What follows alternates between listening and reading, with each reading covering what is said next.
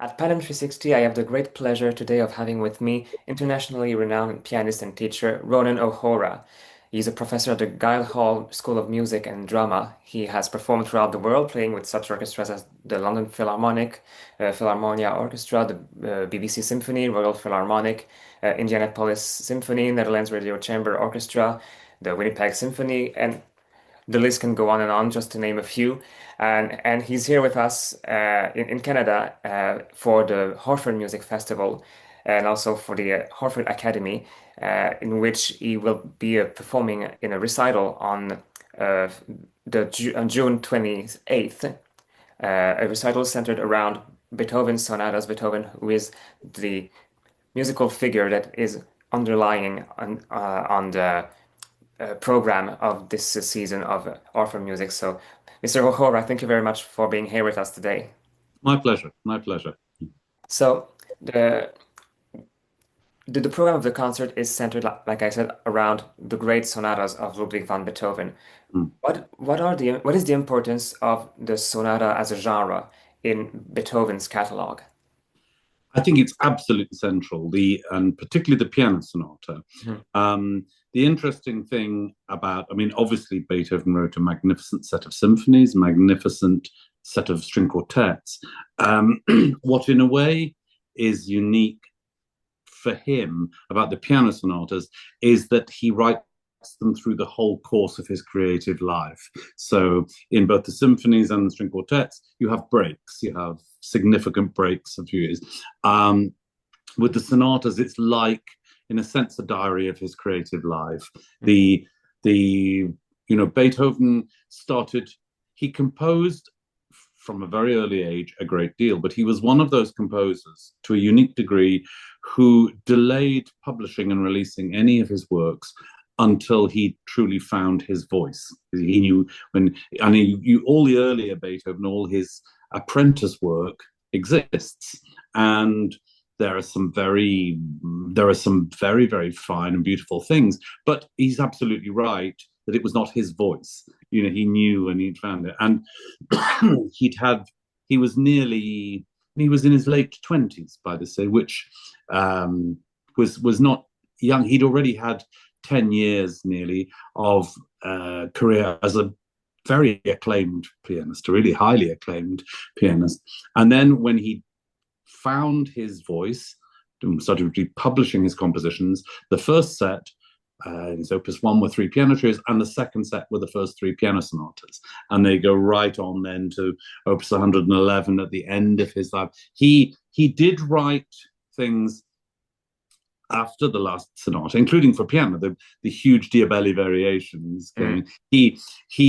The interesting thing was with Beethoven, he had a very strong sense of very few things happened by accident. As I say, he knew when he'd found his true creative voice. He also, I think, deliberately, the last sonata is what you might call deliberately the last sonata. You can tell from the writing of it that he wants to close the book on this particular chapter. The very end, the last few years of his creative life, apart from the huge Diabelli variations, are more taken up with the string quartet.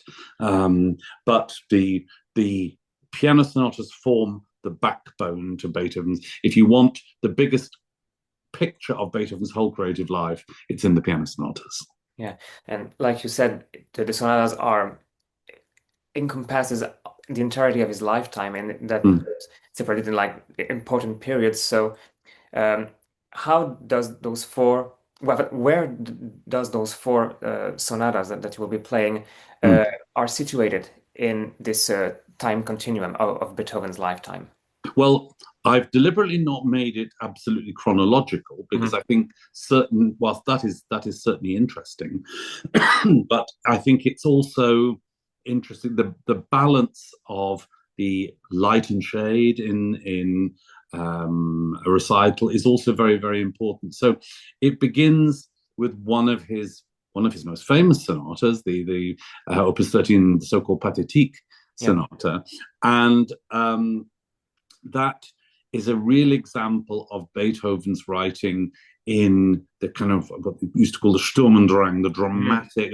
In a way, it's perhaps what has become a slightly cliched image of Beethoven, as if that's all the kind of declamatory Beethoven. But it is nonetheless a very central part of his identity, and also particularly he was writing in a way with a directness and a rhetorical directness and declamatory directness that had never really been heard before, and without doubt would have been stunningly kind of effective in on his audience. So that's the first sonata I'll play, is the well-known Pathétique. The second sonata is actually from the last sonatas, the Opus 101 A major, and which, of course, his musical language leaps forward a great deal, and also the way he organizes arrangements of movements. So he breaks away from the traditional fast first movement, slow second movement, scherzo, and in Opus 101, you have a very lyrical and eloquent opening movement, followed by a very vivace march, which is an extraordinary kind of use of rhythms and colors and textures, and because of course his oral imagination was expanding all the time. And of course, one has to remember that within the period, sadly, between writing the first sonata, the Pathétique, and the second I'll play, he had lost his hearing. And of course, that's it. And interestingly, I'll talk about a little more about this perhaps with some of the later sonatas in the recital, but it seems to coincide Beethoven's realization that he was losing his hearing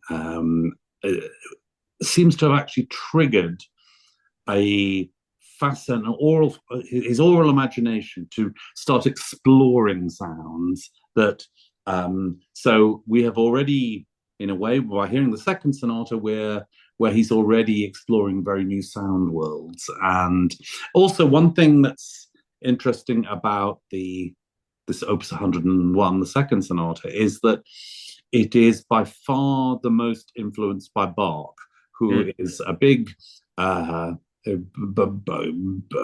he was someone who Beethoven held in great reverence. And one has to remember that Bach, for the 100 years after his death in about 1750, well, his death was 1750, but for about 100 years after that, he disappeared from mass public view.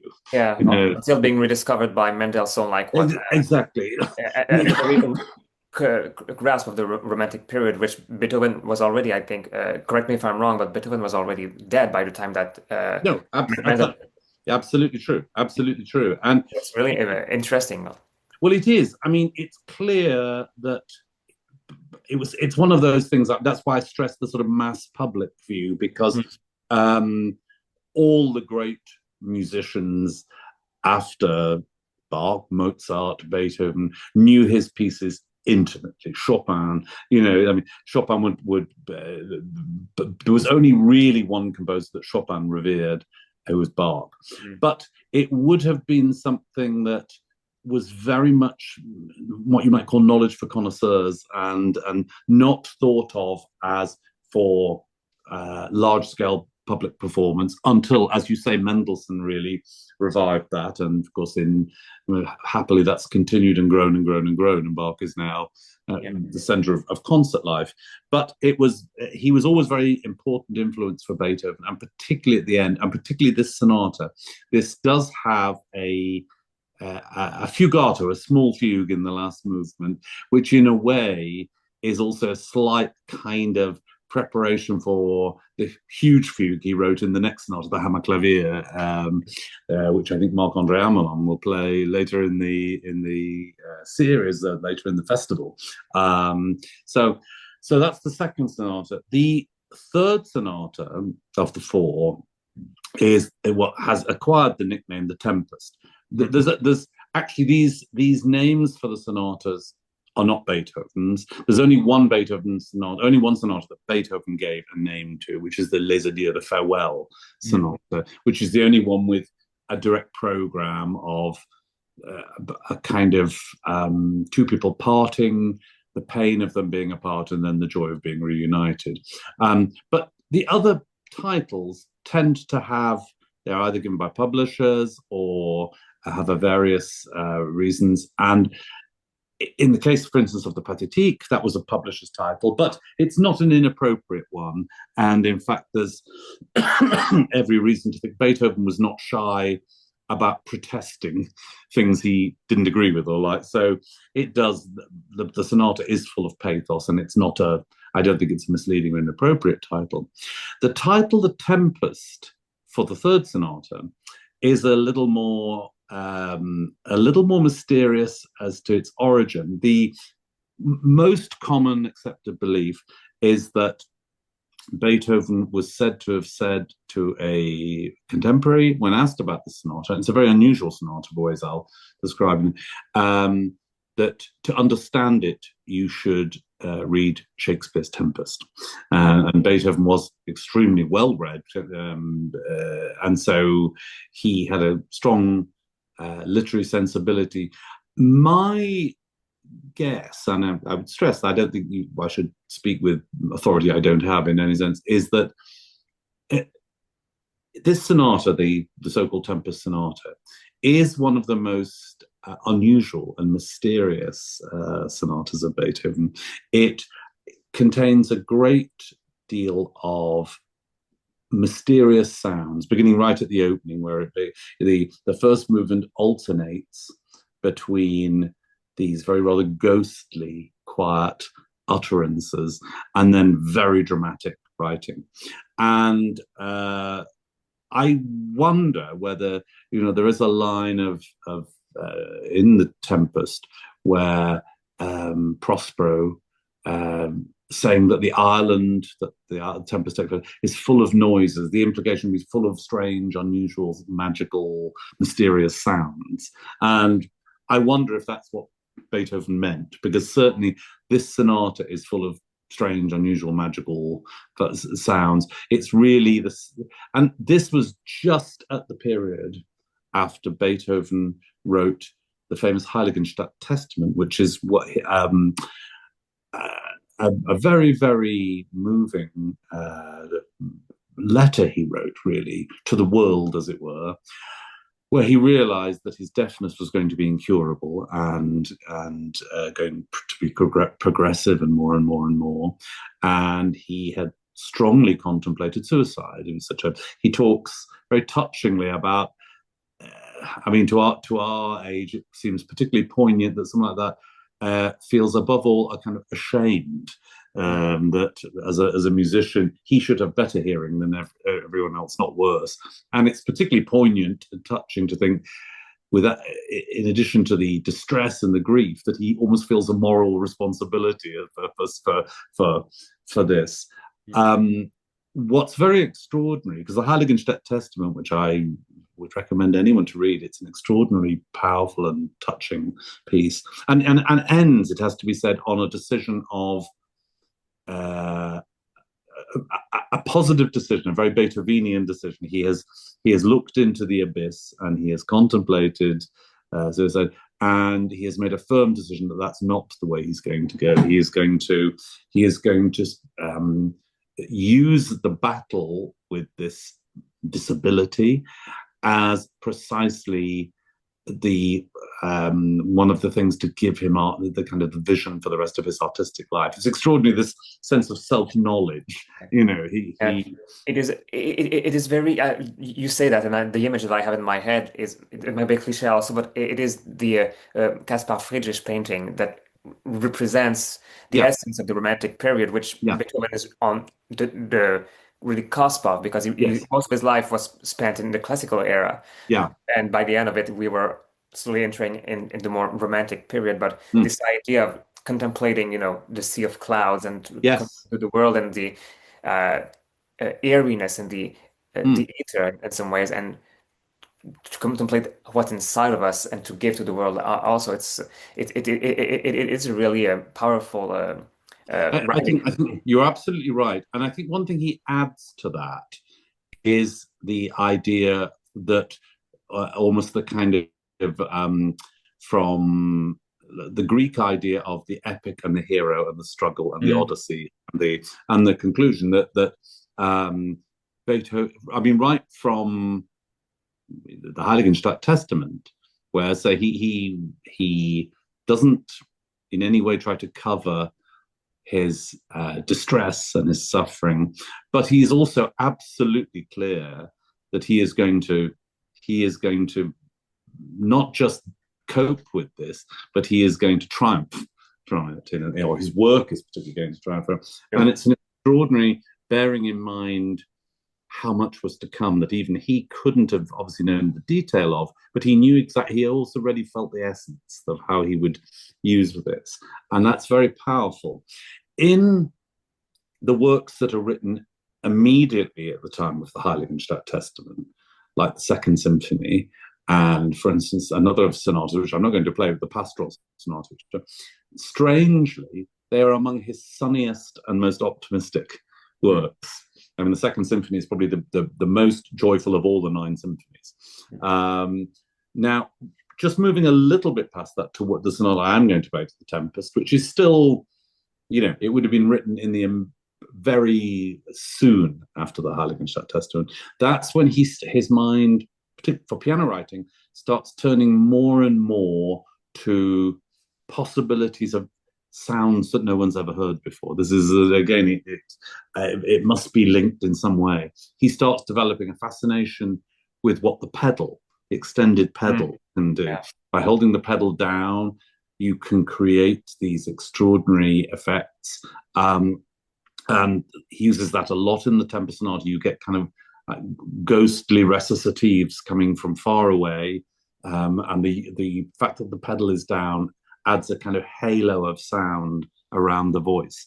And so, I say, in the first movement, you have this extraordinary alternation of mysterious utterances from another world, and then a very dramatic.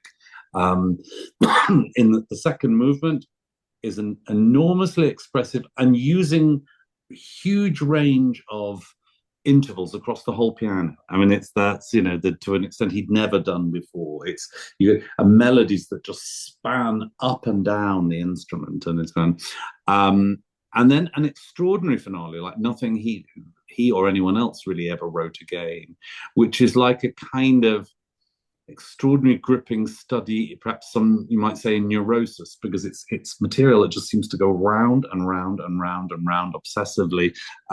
It has one does sense a kind of structure and a tension and release, but it's using the same material.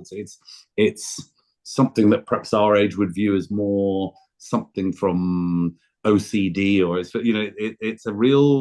an extraordinary.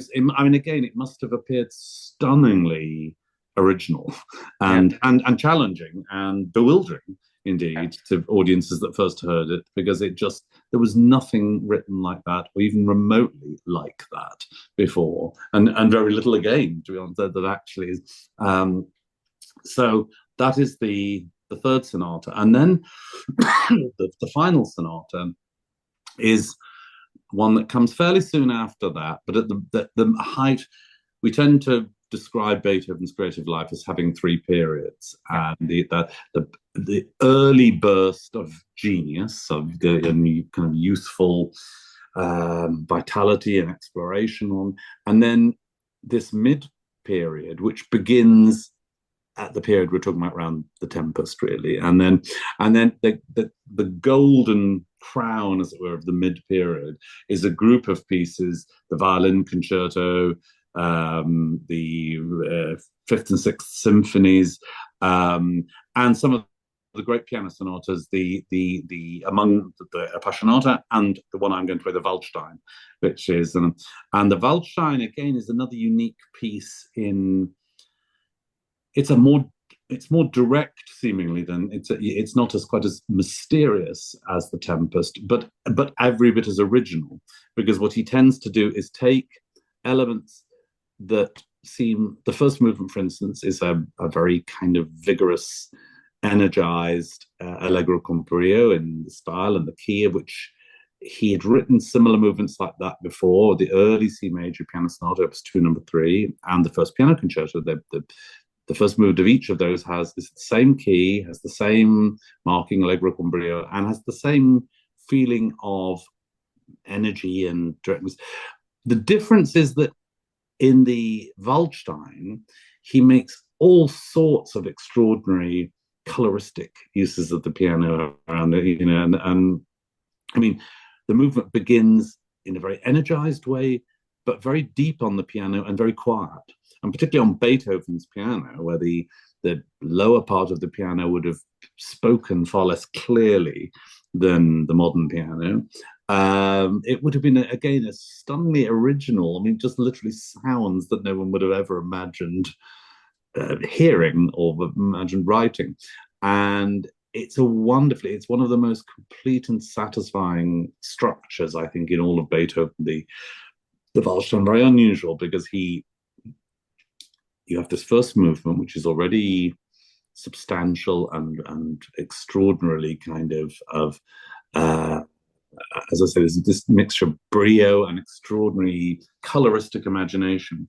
He had planned a quite substantial slow movement and wrote it, and then decided to take it out of the sonata and use it separately. And it has a separate life called the Andante Favori, which is a beautiful piece. And it's interesting to think what he did was replace it with a relatively short, very quite mysterious little intermezzo linking the two movements. And then the third movement is a truly unique movement in Beethoven, and that's saying something. Was that it's because it kind of comes in very magically and very, very quietly. And this is one of the most famous movements for how Beethoven uses pedal effects to create a sense of mystery and the subliminal and interestingly, they all work. The reaction to these pedal marks for years was, Beethoven was deaf and he didn't quite understand what he was writing, or his piano, the pedal didn't have the same effect.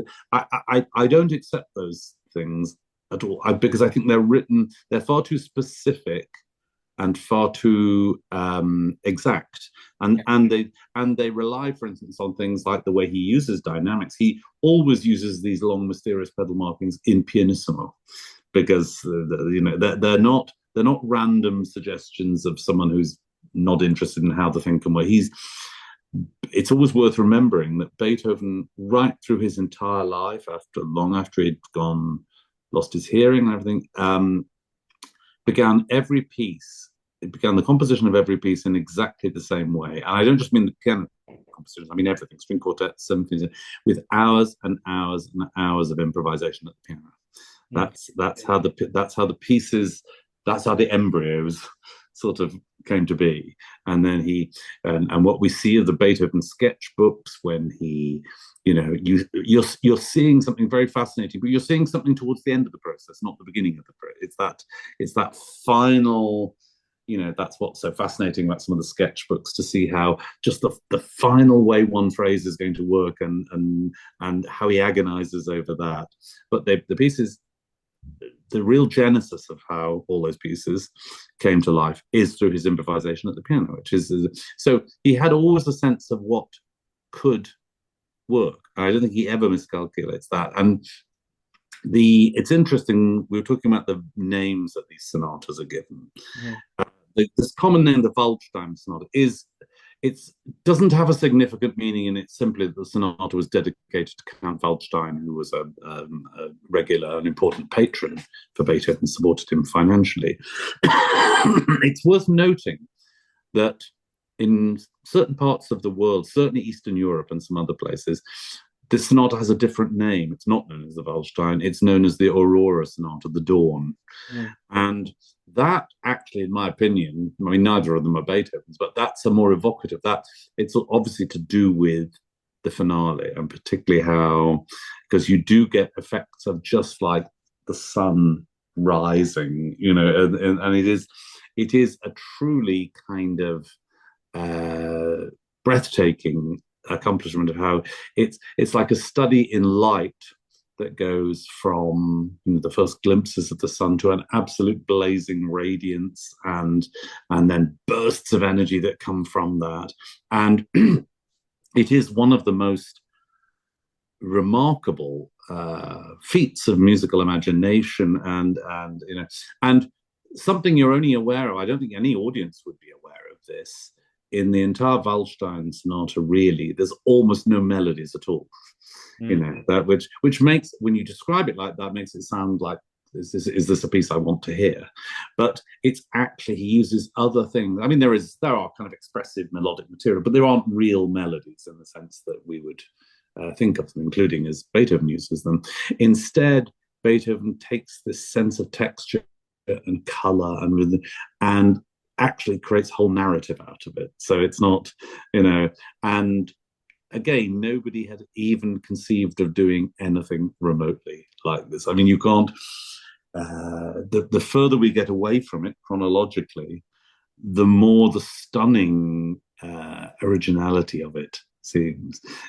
It's not for nothing that Beethoven is probably certainly the only musician. I can't speak so much for the other arts, but he's the only musician who was creative musician who was regarded universally as a giant in his lifetime and has been for every day since his death. There's literally never a dip in Beethoven's creative status, shall we say. And that's interesting because that is unique in that sense. I'm not trying to particularly make a league table or an argument to say he's better than anyone else, but the point is, what that speaks to is his capacity, I think, for a universal kind of communicative force. It's not surprising that whenever we have enormous political events of political significance, or even events of well, there needs to be a sort of gathering together of people, and to commemorate, to celebrate, even to grieve. It's so often Beethoven that is used. Yeah, well, I mean, let's be reminded that the official anthem for the European Union is, Yeah, the famous choir from is Ninth Symphony. So absolutely. there's a link that also. Rapidly, just before letting you go, you are what in part of your teaching. Uh, Mm.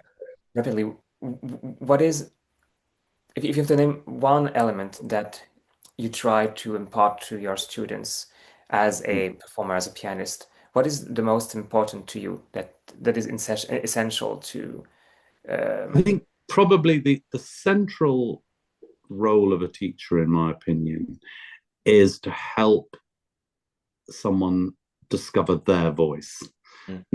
not to teach them your voice, or even someone else's voice, or tell them which voice they should have, but to make them discover uh, who they really are musically, who they because to see now, and to do that seriously does involve self self-demand, self-criticism, self-examination. That there's a kind of purification that's needed. It's not simply I think I'll do it that way, and I'm me, so I must be right. But there is a sense in which that is, you do play in the end who you are. That is truth, and it takes, as we all know, it takes more than a lifetime to know who you are. But you developing a sense of that is obviously one of the key challenges and excitements to be a younger person. I'm very privileged. The students I teach, both in the Guildhall School of Music and Drama in London, where I am, and master classes and courses like the Orford Music Academy, which I always enjoy visiting throughout the world. I work with very talented and advanced students, so it isn't really about telling them which finger to put on the next note. It's always in a different way about the whole of how you learn to. I mean, there are a lot of things that are not self-indulgent in this thing of finding who you are, because you have to learn how to really read a score, what a composer is really trying to say, and you have to know Alfred Brendel, recently passed away and much hugely celebrated and missed, and had a very good way of putting so many of these things. And he used to say to musicians, that feeling, intuition, is, as he would put it, the alpha and the omega. So it's nobody knows. If you say to a pianist, well, why do you play the violin and not the cello? Say to a pianist, why do you play the piano and not the cello or not the violin? They can never answer, because usually they were so small when they made the decision, they don't remember it. And so that kind of intuition leads you and then in the end, when someone performs on stage, that's what is the most communicative thing. So as Brendel says, it's the alpha and the omega, but as he also adds, between alpha and omega, there's a whole alphabet. And that's a very wise way of putting it, because you educate and inform your intuition. And in the same way as you have a taste for wine or whatever, but you all can educate that, and what you like changes, and what your priorities are change, and it's the same in music. So it's trying to lead a student through the acquisition of the things they need to learn and they need to know, because there is a lot that it is important to be aware of and important to know, but also to understand that then has to be spoken in your own voice. So that would be, if I had to, that's the nearest I can come to sort of summing it up. Well, I mean, it is a very excellent point and a very symbolic and important thing. I think it is very important to say. So, thank you again, Mr. O'Hara, for O'Hara, sorry, No Mr. problem. O'Hara, for your time. So you will be doing this wonderful recital, which you explained all in details, the intricacies in this interview of Beethoven sonatas on the 28th of June. It's going to be at Orford. Um, and you will still be doing classes and master classes during this week with the students there. So thank you very much for your time. I stay a week after the Yeah. recital as well, doing more. So it's always a great pleasure. Orford is a wonderful centre of musical study and celebration, and where students can come away to a place with this kind of peace and concentration, and out of the kind of the madness of cities and things like that. And that's a very, very important thing. And over many years, I've always had wonderful experiences, many wonderful students, and made many wonderful and lasting friendships and relationships through Orford. Yeah. Well, I'm sure the public will be very happy to hear that and see you and see your students throughout this week. So thank you again, Mr. O'Hara. Thank you very much indeed. Thank you, Alexandre.